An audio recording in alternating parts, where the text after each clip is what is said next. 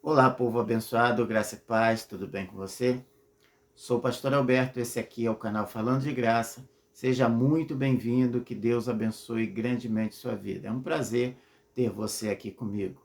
Aproveitando, eu te convido a ficar comigo até o final desse vídeo. Estamos meditando no Evangelho segundo escreveu João. Estamos olhando capítulo por capítulo. E se você quer aprender um pouco mais sobre a palavra de Deus, se você deseja ouvir mais sobre Jesus, é sobre isso que estamos falando. E nesse capítulo 5, nós temos aqui Jesus se apresentando talvez para algumas pessoas e falando sobre si, dizendo sobre a sua divindade, sobre ele ser filho de Deus, e isso considerado pelos religiosos como uma blasfêmia, porque Jesus já estava exercendo seu ministério, caminhando pelas cidades, se encontrando com pessoas de propósito. Interessante sobre Jesus que ele não caminhava sem um propósito. Então todo lugar que ele caminhava tinha um propósito, tinha um encontro marcado por Deus, tinha pessoas com quem ele interagia e transformava a sua vida. E Jesus, mesmo que ainda não esteja mais hoje conosco aqui fisicamente, espiritualmente ele está. E ele continua se encontrando com pessoas. Talvez você seja essa pessoa que Jesus se encontrou ou ainda vai se encontrar. Certamente Deus tem um propósito em Cristo nesse encontro contigo. O texto bíblico aqui para hoje vai do versículo 30 ao versículo 47. Eu não vou fazer a leitura para a gente aproveitar o tempo aqui, mas você pode pegar a sua Bíblia, abrir no capítulo 5 de João e fazer essa leitura do versículo 30 ao versículo 47. Então Jesus, ele diz a os representantes religiosos ser o Filho de Deus. Isso revoltou os religiosos, a religião daquela época foi abalada, foi afetada, porque agora surgiu um que é maior do que a religião. Surgiu um que é a própria religião, porque religião é religar. Jesus é aquele que verdadeiramente veio religar o homem a Deus. Então ele faz o testemunho sobre si.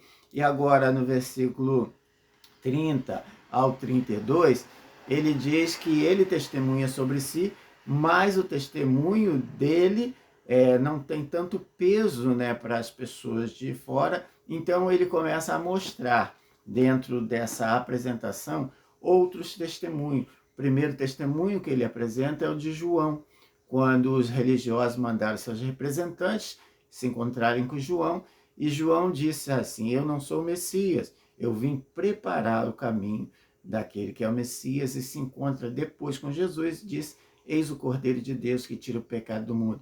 Então João, ele veio com uma missão que foi preparar o caminho para o Senhor, e vindo o Senhor, ele testifica isso, ele testemunha isso, mostra isso às pessoas, porque João era alguém que era respeitado, considerado, honrado. Então a fala dele tinha um poder.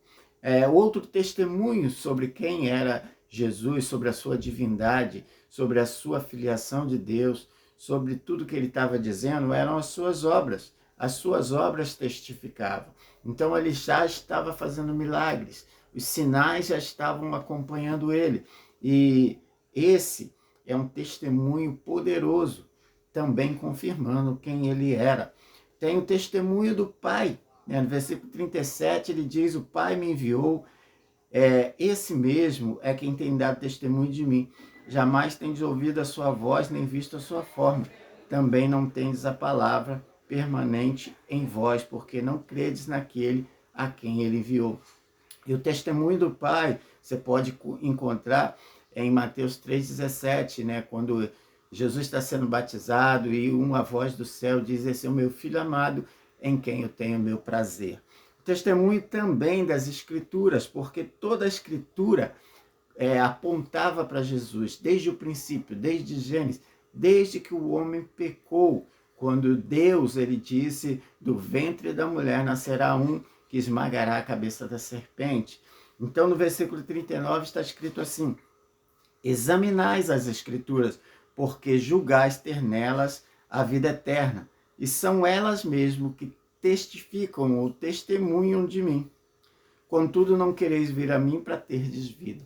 Ou seja, mesmo tendo o testemunho das Escrituras, aqueles religiosos não conseguiam enxergar a divindade, a messianidade de Jesus na sua pessoa física. Eles duvidavam, eles não creram, mesmo tendo as Escrituras aqui nas suas mãos.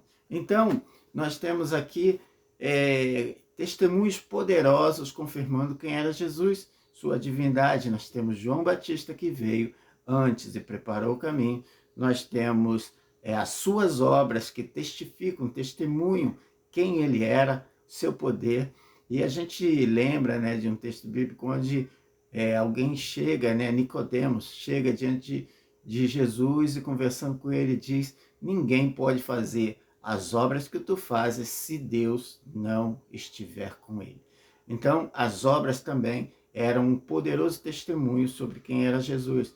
Nós temos também testemunho do Pai, porque no seu batismo foi dito isso: esse é o meu Filho amado, em quem eu tenho meu prazer. E as Escrituras que confirmam, apontam desde o princípio até o fim a pessoa de Jesus. Então Jesus é Deus. Jesus se apresentou aqui na terra como Filho de Deus, como representante de Deus, ele sendo o próprio Deus. E os sinais que foram no passado continuam até hoje, porque o poder de Deus é eterno, não mudou, não muda. Então, se você ainda tem alguma dúvida sobre Jesus, comece a questionar quais são os testemunhos que existem sobre Jesus. Peça a Deus: Senhor, eu quero crer, porque como nós dissemos ontem no vídeo, você crê em Deus, você precisa crer no Filho. Se você não crê no Filho, de fato você não crê em Deus. Você tem uma ideia sobre um Deus, mas você não crê de fato, não se relaciona. E Deus é um Deus relacional. E o relacionamento com esse Deus, Criador de todas as coisas, só acontece por Cristo, através de Cristo. Se você que crê que Cristo é esse que religa novamente o homem a Deus, daquela separação que houve no pecado, então você crê de fato corretamente. Medite nisso, tá? Eu sei que o nosso tempo aqui é pouco, eu apontei algumas verdades aqui para você que está na Escritura, não é nada de mim, eu estou simplesmente compartilhando o que está na Bíblia e você pode olhar também. Não há como chegar a Deus, não há como ter um relacionamento com Deus se você não crê em Jesus. Porque essa foi a obra de Jesus, fazer com que o homem se reconciliasse com Deus. Enquanto você não crer no Filho, você não tem a vida. Você continuará morto em seus delitos e pecados. Você continuará sendo um condenado, esperando o cumprimento da sentença.